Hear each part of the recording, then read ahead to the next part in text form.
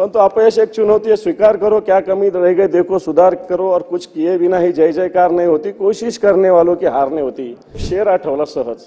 मी सहज आता पहिला, मेरे शहर का चुनाव भी तेरे इश्क जैसा था, मेरे शहर का चुनाव भी तेरे इश्क जैसा था, हवा इधर की थी रुझान उधर का निकला.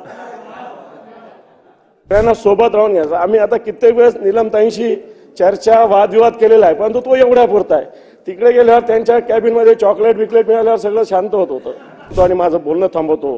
ये दिसंबर भी बीतेगा, ये दिसंबर भी बीतेगा पिछले साल की तरह, ये दिसंबर भी बीतेगा पिछले साल की तरह, इसे भी तुम्हारी तरह, इसे भी तुम्हारी तरह रुकने की आदत नहीं, रुकने की आदत नहीं. धन्यवाद. जय हिंद, जय महाराष्ट्र. सभापती महोदय, मी आपलं मनपूर्वक अभिनंदन करतो आणि महाराष्ट्राच्या परंपरेला साजेचं असं सभागृहाच्या सत्ताधारी आणि विरोधी पक्ष दोघांनीही एकमतानं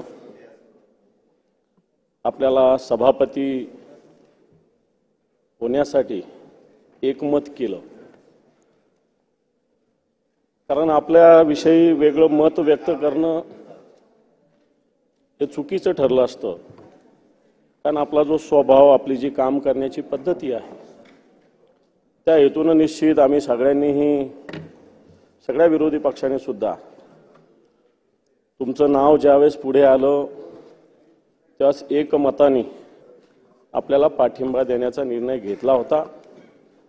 माननीय मुख्यमंत्री महोदयांनी आमच्याशी सगळ्यांशी चर्चा केली होती आणि नंतर आम्ही सुद्धा या निर्णयाला एक प्रकारे पाठिंबाच दिलेला होता. कारण ही जी जागा आहे, आता सांगितल्याप्रमाणे ही काही राजकीय जागा नाही आहे. एक रामशास्त्री प्रभूंची जागा आहे. एक महाराष्ट्राचा राज्यकारभार, महाराष्ट्राला दिशा देण्याचं काम या जागेवरून होत आलेलं आहे. आणि म्हणून आपल्यासारखा एक सभापती या महाराष्ट्राच्या विधान परिषदेला लाभतो. निश्चित आपली कारकीर्द येणाऱ्या काळातली चांगली जाओ, एक या महाराष्ट्राच्या प्रगतीची जाओ, अशा प्रकारचे मी निश्चित मनोकामना व्यक्त करतो. सभापती महोदय, आपण चोंडी गावातून येता, आपण पुण्यश्लोक अहिल्याबाई होळकरांचे वंशज आहात आणि त्रिशताब्दी साजरी करत असताना अशा प्रकारची संधी आपल्यासारख्या एक सामान्य कार्यकर्त्याला भेटणं मला असं वाटतं महाराष्ट्राच्या दृष्टीने एक अभिमानास्पद आहे. आज आपण तर इथं बसलेलो आहे, परंतु आपली माऊली वरती आहे. असं आई इथं बसलेली आहे आणि मला वाटतं आई ही उन्हामधली सावली असते, पावसातली छत्री असते, थंडीतली शाल असते आणि सगळ्यात जास्त आनंद कोणाला होत असेल तर आपल्या माऊलीला होत असेल. आणि मला असं वाटतं या माऊलीमुळे आपण इथं बसलेलो आहोत, हे सगळ्यात महत्त्वाचं. बाकी राजकीय काय गोष्टी होत असतील, कोणता विचाराचा आपण असो, पण तो आपली आई सगळ्यात महत्त्वाची असते. आणि म्हणून ही माऊली सुद्धा आज आपल्या सभागृहात आहे. मी सुद्धा स्वागत करतो आई तुमचं इथे. खऱ्या अर्थानं आपण भारतीय जनता पार्टीचं काम करत असताना वेगवेगळ्या पद्धतीनं तालुका स्तर, गाव स्तर, जिल्हा स्तर, राज्य स्तर या सगळ्या स्तरावर काम केलंय.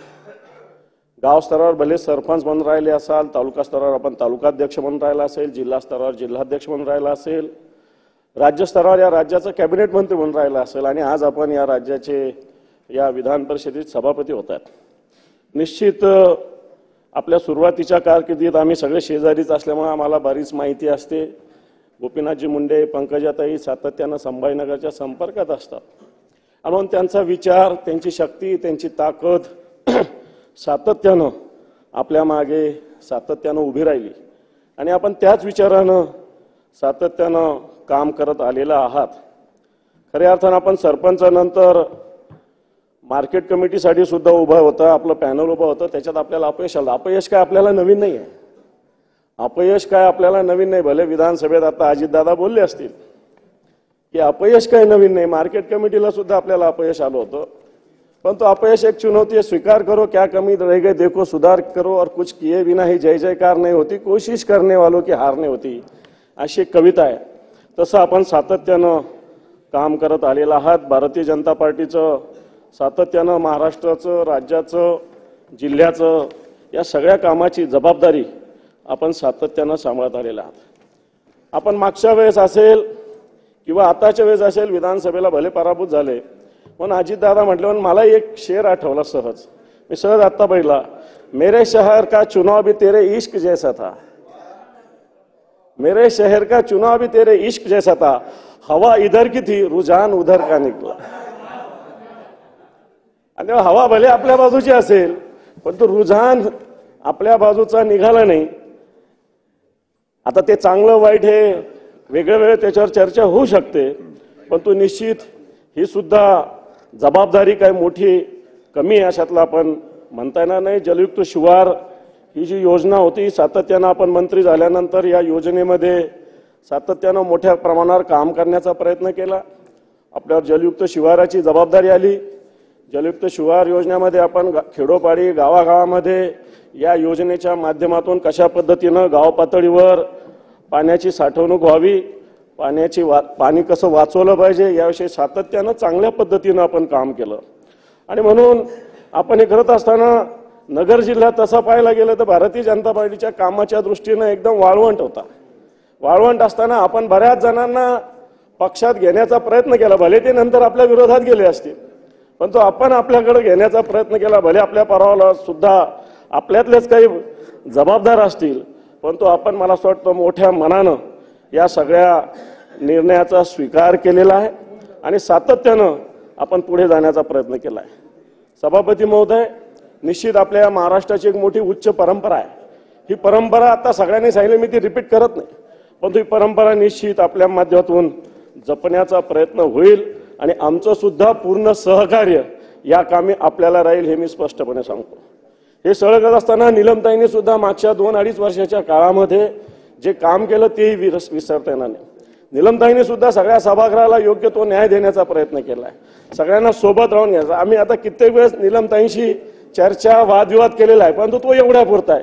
तिकडे गेल्यावर त्यांच्या कॅबिनमध्ये चॉकलेट विकलेट मिळाल्यावर सगळं शांत होत होतं, परंतु इथं मी भाकरवडी नाही खात, मी चॉकलेट फक्त. आणि म्हणून निलमताईंच्या कॅबिनमध्ये गेल्यावर इथं जरी आम्ही वाद करत असू तरी तो इथल्या पुरता विषय असायचा, तो काही पुढे गेलेला असायचा नाही. मला असं वाटतं ती सुद्धा वेळ आपली येणार नाही असं मला वाटतं. निश्चित तसं आपण काम कराल.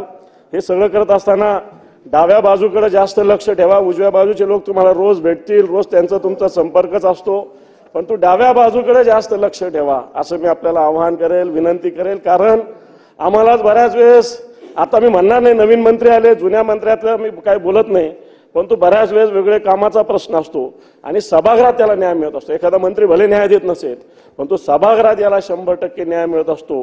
आणि म्हणून आपण डाव्या बाजूला जास्तीत जास्त लक्ष द्यावं अशा प्रकारची विनंती मी आपल्याला करेल. सभापती महोदय, निश्चित येणाऱ्या काळात विरोधी पक्ष म्हणून आपल्याला सहकार्याची भूमिका आम्ही ठेवू. कारण आम्ही सुद्धा हे जनतेच्या हितासाठीच वेगळ्या पद्धतीने आवाज उठवत असेल. ठीक आहे, एखादा नियम चुकत असेल, एखादा विषय चुकू शकतो, परंतु मला असं वाटतं आमची सुद्धा भूमिका या महाराष्ट्राच्या हिताची आहे आणि सगळ्यांची भूमिका महाराष्ट्राची हिताची असेल. विरोधी पक्षाला ती वेगळ्या पद्धतीनं मांडावं लागते, परंतु शेवटी आपल्याला सगळ्यांना मिळून साधायचं ते आपल्या महाराष्ट्राचं हित. मग या महाराष्ट्राचं हित साधण्यामध्ये आपण सुद्धा निश्चित पुढाकार घ्याल. आपली सगळी कारकीर्द, राजकीय कारकीर्द ही अतिशय संघर्षाची राहिली, कारण जो आपला भाग आहे अतिशय दुष्काळी भाग आहे, सिंचनाच्या दृष्टीनं अतिशय वंचित भाग आहे, दुष्काळाच्या दृष्टीनं सातत्यानं दुष्काळ पडणारा भाग आहे आणि या भागात विकासाचे अनेक प्रश्न प्रलंबित आहे.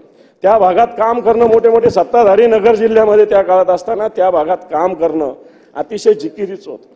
कारण नगर जिल्ह्यामध्ये मोठे मोठे सगळे साखर सम्राट असताना कर्जत जामखेड सारख्या भागामध्ये संघटनेचं काम करणं हे काम सोपं नव्हतं. त्या काळात आपण हे काम केलेलं आहे आणि म्हणून हे काम आपण करत असताना आणि निश्चित जो तिथं काम करतो मग त्याला महाराष्ट्रात कोणी थांबवू शकत नाही, हे तितकंच खरं आहे. आणि म्हणून आपण कर्जत जामखेड सारख्या भागामध्ये एक भारतीय जनता पार्टीच्या माध्यमातून एक कार्यकर्त्यापासून एक गावच्या सरपंचापासून या राज्याच्या सर्वोच्च अशा विधान परिषदेच्या सभापतीपर्यंत आपण येऊन पोहोचलेला आहे. आपला जो संघर्षाचा काळ आहे, खऱ्या अर्थानं मला वाटतं हा संघर्ष खऱ्या अर्थानं संघर्ष आपल्या 5वीलाच पुजलेला आहे. आपल्याकडे 5वी करत असतात ही 5वीलाच आपल्याकडे संघर्ष पुजलेला आहे, अशा प्रकारचं आपलं कारकीर्द राहिली. परंतु येणाऱ्या काळामध्ये संघर्षाची भूमिका न घेता आपण सगळे मिळून सहकार्याची भूमिका आपल्या माध्यमातून घेऊ. मी आपल्याविषयी एकच शेर म्हणतो आणि माझं बोलणं थांबवतो. ये दिसंबर भी बीतेगा, ये दिसंबर भी बीतेगा पिछले साल की तरह, ये दिसंबर भी बीतेगा पिछले साल की तरह, इसे भी तुम्हारी तरह, इसे भी तुम्हारी तरह रुकने की आदत नहीं, रुकने की आदत नहीं. धन्यवाद. जय हिंद, जय महाराष्ट्र. प्रवीण दरेकर.